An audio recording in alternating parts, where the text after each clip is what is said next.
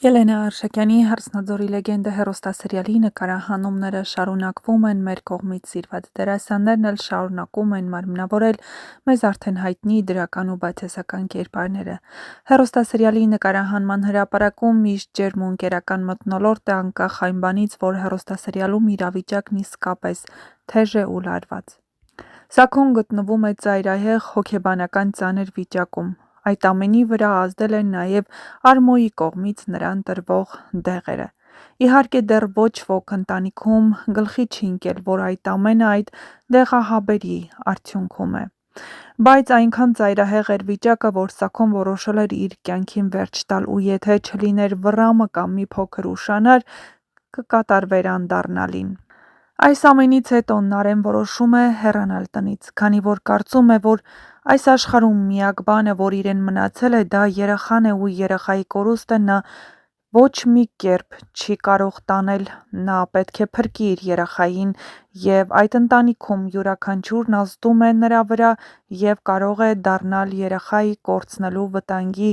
ամենամեծ մեղավորը։ Ուր է գնացել Նարեն, ինչ է կատարվում նրա հետ, ինչու որոշեց հենց հիմա։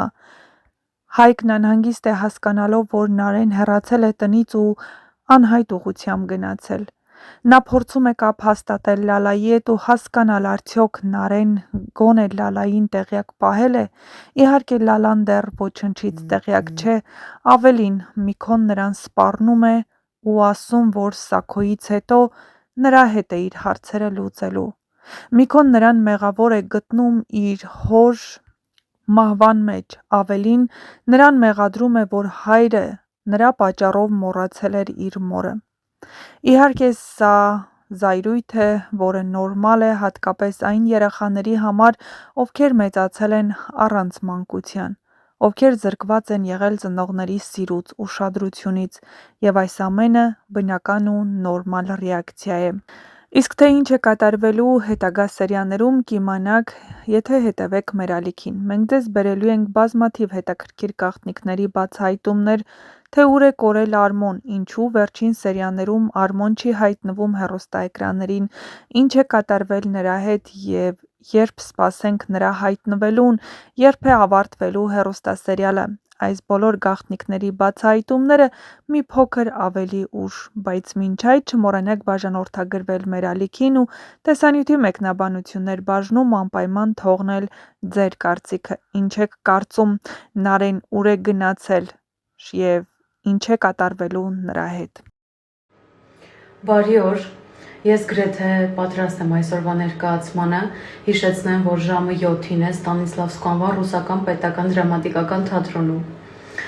Եթե չեք հասցրել տոմսեր ամրագրել, ապա նայեք իմ երեկվա սթորին։ Իդեպ, քանի որ մեր թատրոնն էլ է դրամատիկական եւ եկել ենք հյուրախաղով դրամատիկական թատրոն, ես մի փոքր փորձել եմ հանդերձանքս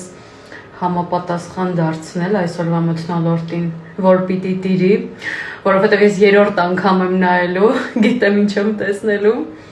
չնայած ամեն անգամ ներկայացումը տարբեր ձևով է անցնում, բայց ասեք, որ հետաքրքիր է։ Իդեպ, նրանք ովքեր գալու են, ուզում եմ հիշեցնել, չեմ ուզում ոչ ոքի վիրավորել, ասելով, որ դուք տեղյակ չեք, բայց հիշեցնում եմ չգալ սպորտային համազգեստով և սպորտային կոշիկներով։ Առայժմ